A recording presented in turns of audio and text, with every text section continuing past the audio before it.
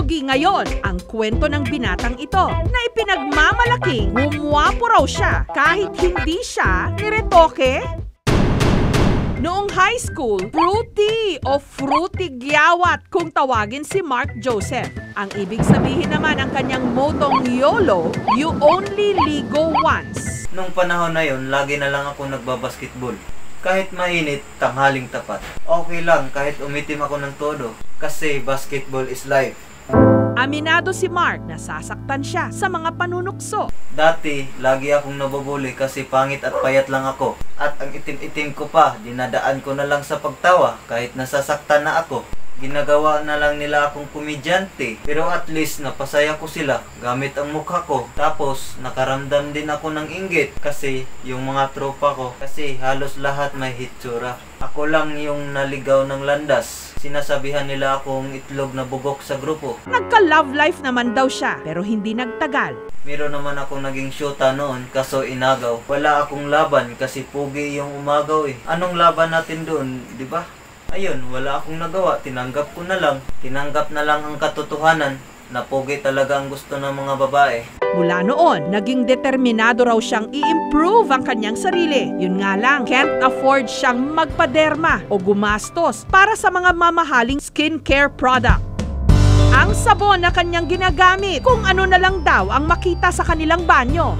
Dinalasan na rin daw niya ang paliligo at paghihilod. At nag-gym. Kapag naliligo ako, kinukuskus ko talaga yung balat ko. Nagtatanggal na ako ng libag. Nako, napakaraming libag na kukuha ko. Mga 2 kilo siguro. At paglalabas, lagi na lang akong nakapayong. Kahit anong sabon, nagamit ko na. Perla, Surf at minsan Tide Bar. Yung pag-transform ko, talagang low budget lang eh. Pati pananamit at hairstyle, binago rin ni Mark Joseph. Nagsimula na akong pumurma. Lagi na lang maganda yung sapatos ko. Magandang damit. Di na ako lumalabas ng bahay. Na bahala ng suot. Matapos ang ilang taong pagpapapogi,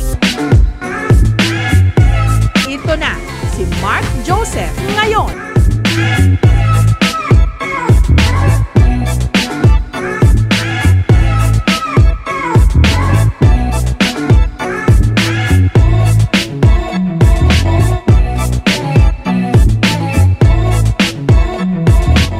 Sumasali na rin siya ngayon sa mga pageant at nagmomodelo pa. Ngayon mas okay na kasi marami nang pumapansin. Nagchat-chat pa sa Facebook. Minsan, istorbo.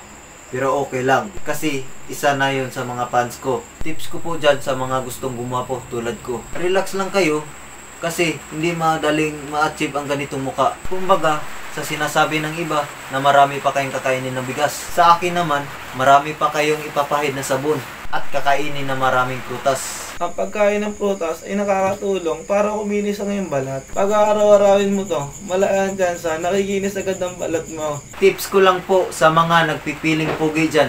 Nako, tumigil na kayo dyan. Kumbaga, gumising na kayo sa pagtulog nyo. Kasi nananaginip lang kayo. Ang hirap sa mga tao, pag binibigyan mo ng tips, minsan hindi sinusunod.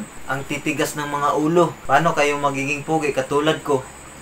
Kung hindi kayo susunod sa ginagawa ko, pasensya na kung parang nagagalit ako. Hindi ko kasi mapigilan ang sakit na nararamdaman ko eh. Ang pait ng sinapit ko dati. Sinisigawan ako ng pangit, maitim, mabaho. Pero ngayon, gwapo, cute, at minsan, James Reid pa. Minsan, nakakainis na kasi. Tinatawag akong James Reid.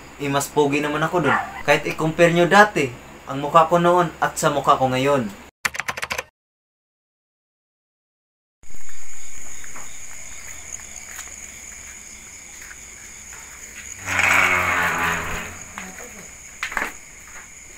Sir. Excuse me lang, sir. Ano yon? Pwede po ba magtanong? Kilala niyo po ba ito? Ay, oo. Kilala ko ito. Ito yung pangit na taga Barangay Kurba. Ganun po ba? Ito po. Oh, tatanong po ba yan? Si James Reid yan ah. Ayun yung artista na sikat ah. Ganun po ba? Salamat po. Oh. Minsan nga, di na lang ako lumalabas ng bahay kasi ang dami nagpapapicture. Ang daming humahalik, ang mabaho pa naman ang hininga. Yung tipong handang mamatay, mahawakan lang yung kamay ko. Sinasabihan ko sila na, relax lang kayo mga girls. andito na ang Mr. Pugi ng Kurba. Di niyo ako kilala, idiwaw. Ako po si Mr. Pugi number 2, ang sasali sa lakan ng Toybaanan next year. Kabahan ka na, Ma'am Shiji Sarunya. Ganun ba, sir? Pwede ba kayong magbigay ng solidong tips para sa mga gustong pumogi, sir? O yung mga taong gustong kuminis ang balat? Ang gusto ko lang sabihin sa mga nanonood dyan, is a prank!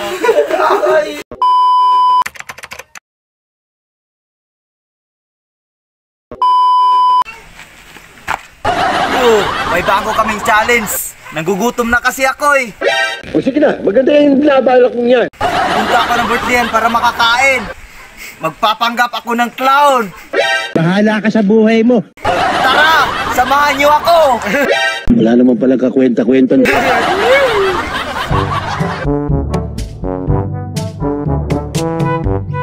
Ngiting aso ito eh. Plastic ang tao eh.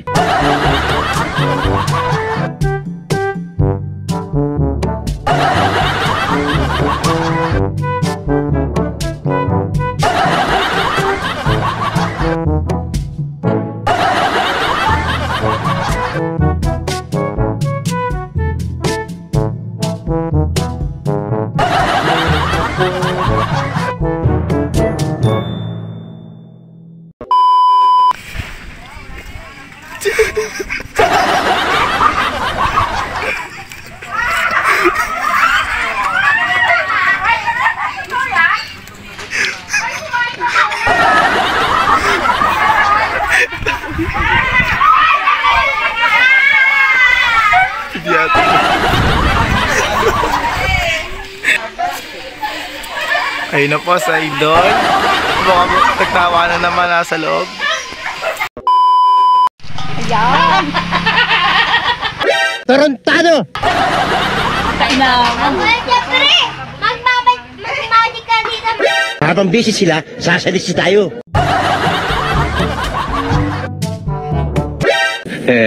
Galing ah.